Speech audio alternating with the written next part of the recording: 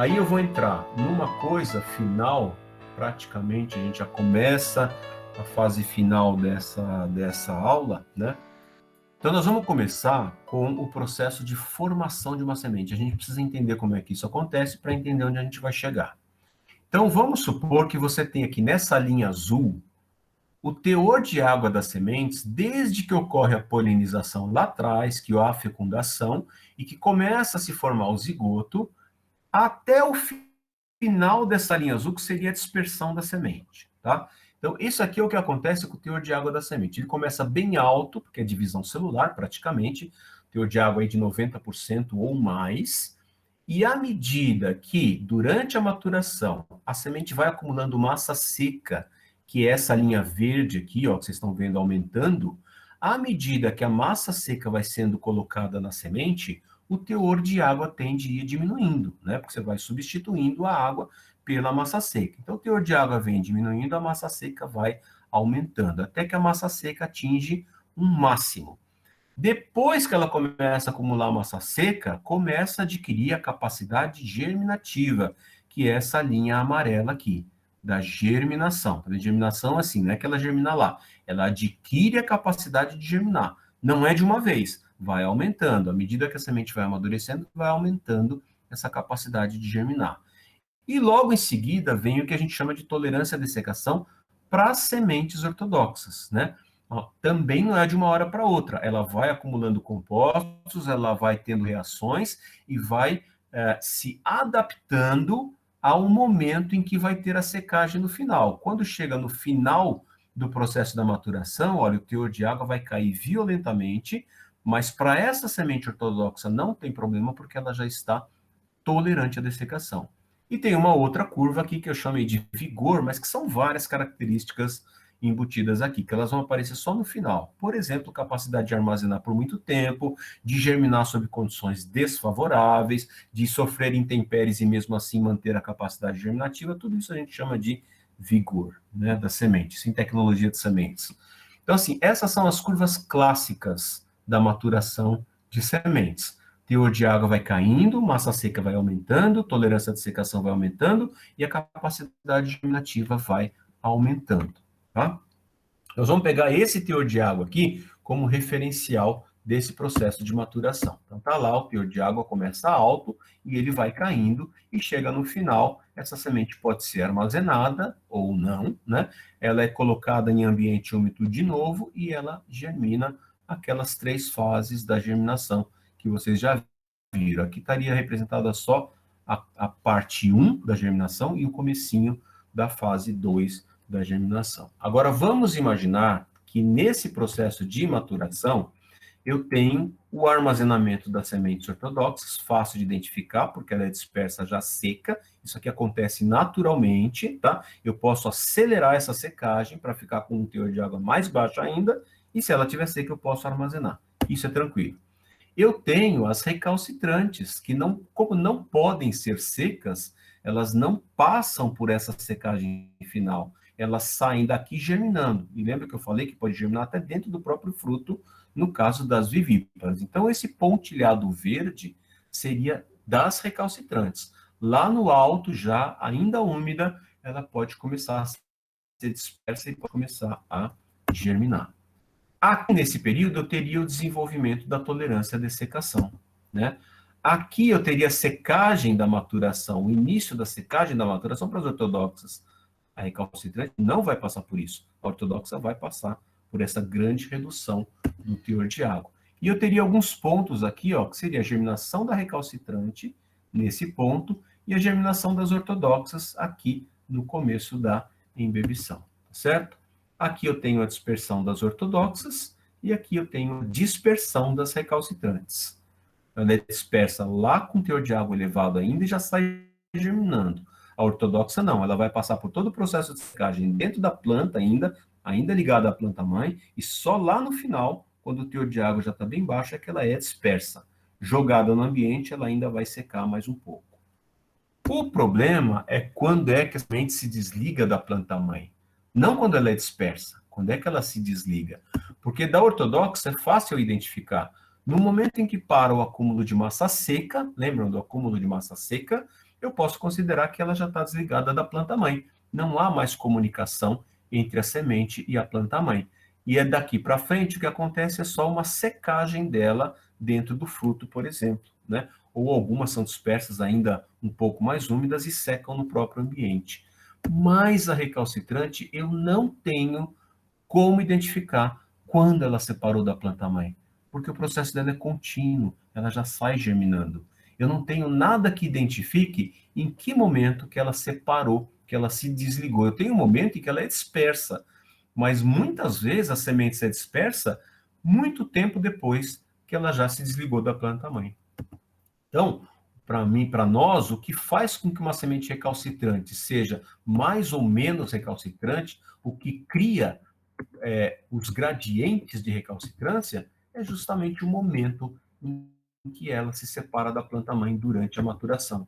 Aqui um exemplo, com a uvaia que a gente mencionou, olha aqui, ó, o fruto verde e a semente verde, até o fruto maduro, com a semente madura já pronta para ser dispersa. Durante todo esse tempo aqui de maturação, só essa do fruto verde é que era diferente. O conteúdo de água das outras era igual, massa seca das outras era igual, germinação das outras era igual, vigor das outras era igual. Então a gente pode considerar que B, C e D, as sementes que estão aqui no B, C e D, são iguais. Elas só têm uma diferença de cor no tegumento, mas fisiologicamente elas são iguais. Então, nesse caso, eu posso dizer que a B já estava desligada da planta-mãe. A semente B já não recebia mais nada, nem do fruto, nem da planta-mãe. E, no entanto, ela ficou todo esse tempo dentro do fruto, enquanto o fruto foi amadurecendo, para depois ser dispersa. Então, eu não tenho como identificar em que momento que ela se desligou da planta-mãe. Eu tenho como identificar quando que ela foi dispersa, mas não quando ela se desligou. Gente, por que a gente está falando isso? Porque a gente precisa conservar a semente recalcitrante. E o que a gente viu é que, até hoje, o pessoal fica testando e vendo o que acontece. E a gente precisava escapar disso. E a primeira coisa é quebrar esse paradigma de que recalcitrante é assim e ortodoxo é assado. Para nós, depois de muito estudo que a gente fez e de muita análise de estudo que outras pessoas fizeram, a gente chegou à conclusão de que o que diferencia uma semente recalcitrante da ortodoxa e o que cria os gradientes de recalcitrância, na verdade, é o quanto a semente evolui nesse processo de maturação. Então, se ela avançou só um pouquinho, ela vai ser recalcitrante. Se ela avança mais, ela vai ser mais ortodoxa. Se ela avançar mais ainda, ela vai ser bem ortodoxa. Então, os gradientes entre recalcitrantes, intermediárias e ortodoxas, na verdade, seriam dados por isso aqui. O momento em que ela é desligada da planta-mãe. Vocês ouviram?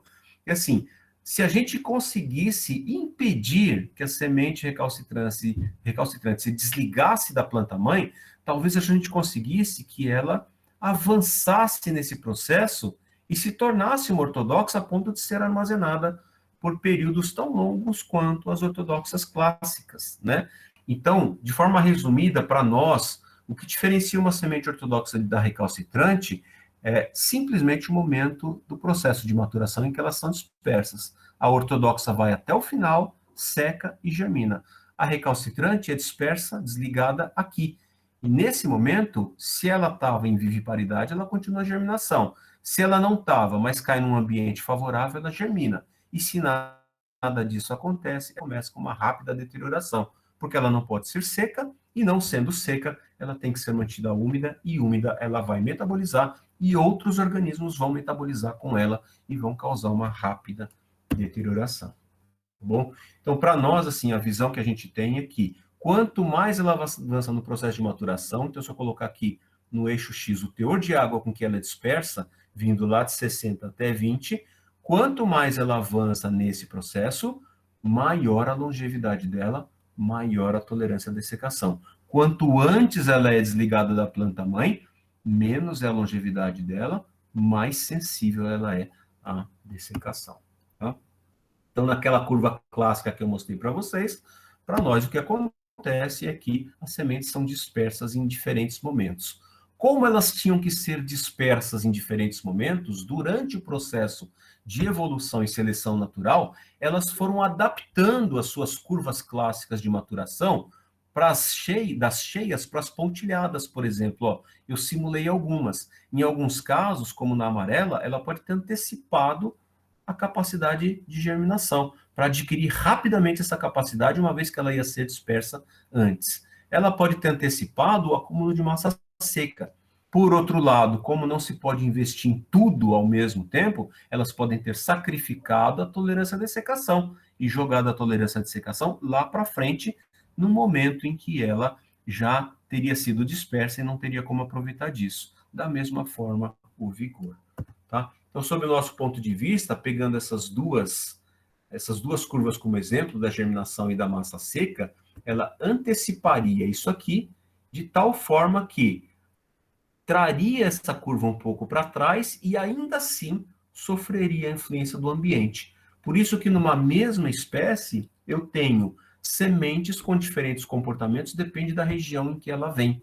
Então a gente tem que enxergar cada linha dessa aqui como um plano tridimensional, na verdade.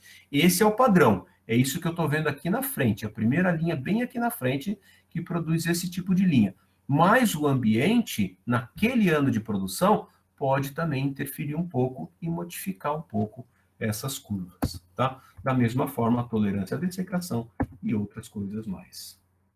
E aí, para finalizar, eu deixo essa pergunta provocativa para vocês. Para sementes recalcitrantes, o que seria germinação? Lembra que lá no começo a gente tentou definir germinação e apresentou alguns conceitos, né?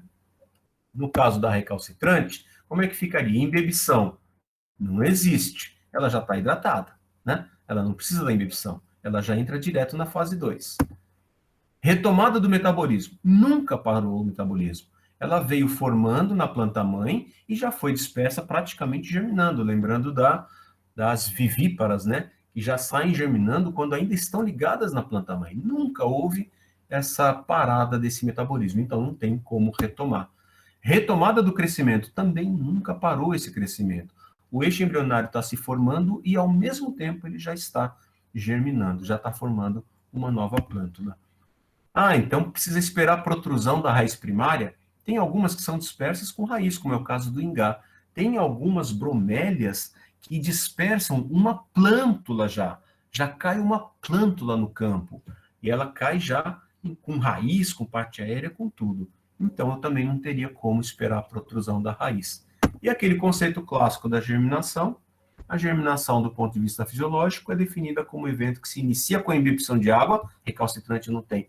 A semente é finalizada quando a parte do eixo embrionário, a radícula, alonga-se, já alongou, e atravessa as estruturas que o circundam. No caso do ingá, nem tem essas estruturas. Ela já sai com o embrião exposto. Tá bom? Então, essa seria a provocação final.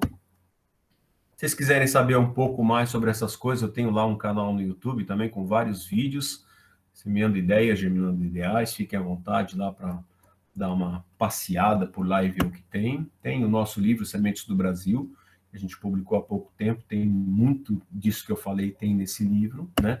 E tem um livro só sobre germinação, do Alfredo Gui Ferreira e do Fabiano Borghetti, né? Germinação do básico aplicado. Quem tiver interesse, eu recomendo essas publicações para ler.